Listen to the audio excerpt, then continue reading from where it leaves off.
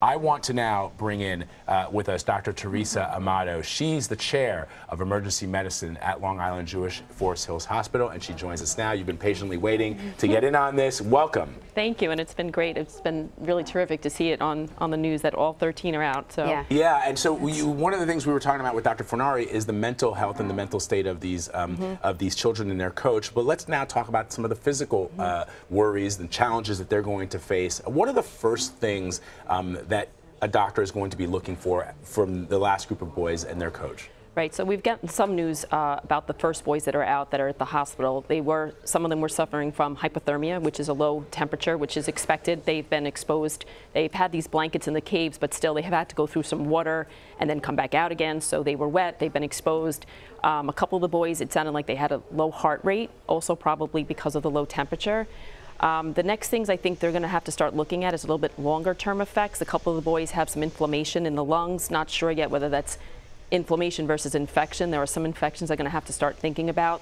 There's exposure to bats, there's exposure to bat droppings. All of this can expose you to bacteria, fungus, viruses. So they have a little bit of a road ahead of them.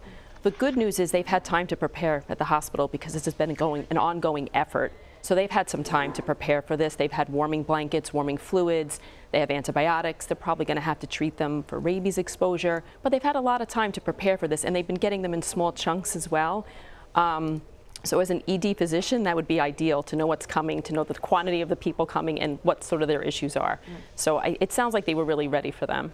The parents have not been able to throw their arms around their children, though, and hug them. They have been able to look at them through glass. Why would that be? So you have to be a little bit concerned about what they haven't exposed to and if they could have something that would be contagious. So the last thing you would want for them to then carry something on to their family. They're so excited to be reunited, but I think they're doing it mindfully, and I think they're doing it the right way. As a mom, it would probably kill me to look through a window to look at my children, but I think they understand the reason for doing it, for their safety. Yeah.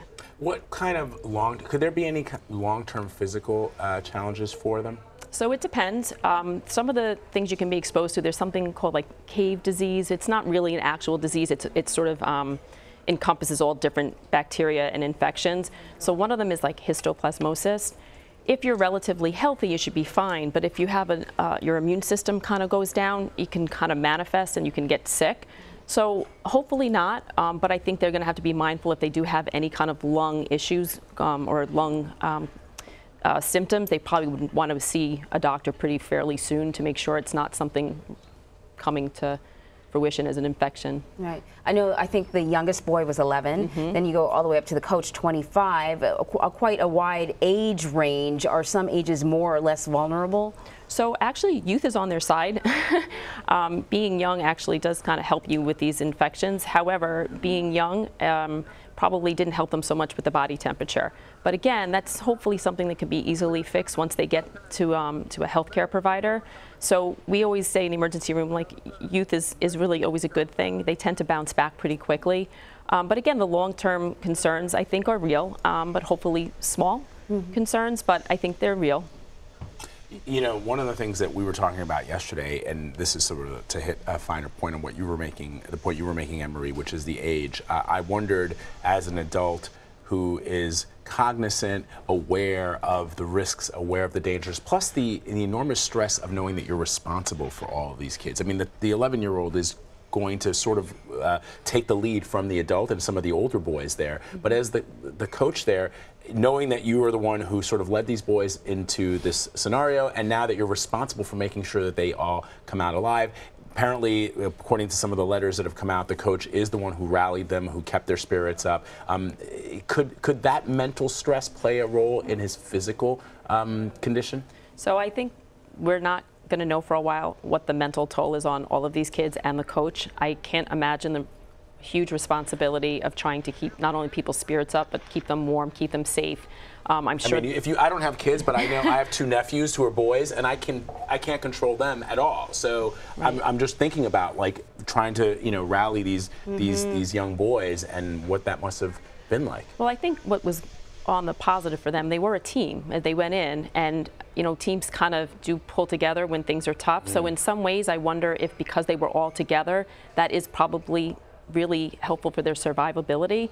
I think if any of them had been broken off and been alone, I don't know if this outcome would have been the same. So I actually have to believe that that team spirit probably was the game changer for this group. Yeah.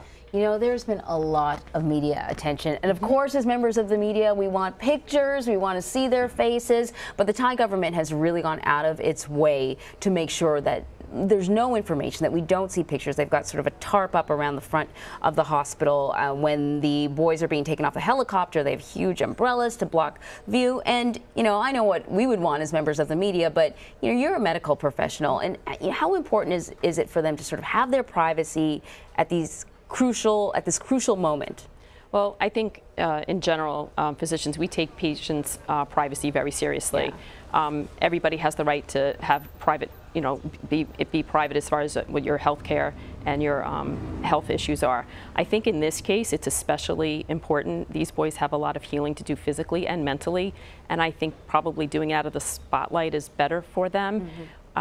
And it'll be interesting over the next several weeks to months to see how they do. I'm sure everyone's going to want to be watching them, but I would think as a physician, I think what they're doing is exactly right. I think they need their privacy. Yeah, I mean, it's something that we saw the picture outside of the hospital. We saw that green tarp covering the entrance. And of course, as reporters, as you say, Anne-Marie, we want to know the information. We want to get an opportunity to talk. I mean, in covering natural disasters, man-made and otherwise, we've seen somebody is hurt and we immediately rush the cameras to them to talk to them. And in this case, I actually think it's probably a good thing. I know we want the information. I know we want to hear how they're doing, but I actually think it's probably a good thing. It'll be a good thing for them at the end of all this. And so is there anything else that could potentially crop up down the line? Well, I did hear that one of the boys had a scrape or a scratch, so that would be one of my other concerns. If there's any problem with their skin, any breakdown, I don't know exactly what were in these caves, but caves in general are sort of fraught with lots of icky thing. Icky things. I used to, That's a medical term, icky things. Yeah, right. When I was in Africa, there were doctors that I've spoken to that said in some caves, I mean, I know it's maybe because it's the cradle of civilization, but there were some organisms that hadn't actually been in contact with humans for millennia. Right, and I think that is one of the concerns of why they're actually being quarantined. We don't quite know what they came out of the cave with, and God forbid that there's something on them that we don't know and don't have an antibiotic for. We would not want that to be given to the rest of the world. That being said, most common things are common. So the other concern besides all the bats and the bat droppings is the water. I don't know if they actually drank the water. They were there for several days without supplies. So I'm guessing at some point they must have drank some of the water. Yeah. That's a little concerning for infections in the GI tract. I have not heard that on the news yet, that any of the boys are suffering from any of that, but that would be one of the other concerns you could have. But I think once they first made contact with them and started to send them supplies, I don't know. I know there was obviously a doctor that was there in the cave once the rescue operation began. Would you start treating them in the cave automatically to prepare them for the journey out? So I'm very happy not to be a pre-hospital provider. It is very difficult to do things outside of the hospital. I like it when they show up and now I have all my supplies and I have my ER and I know where everything is. Yeah. It is very difficult. You would be surprised how difficult it can be to start setting up medical supplies and start treating people in the field. That being said, you could see they sent them the warming blankets immediately. That was very important. You could see that all the boys were covered.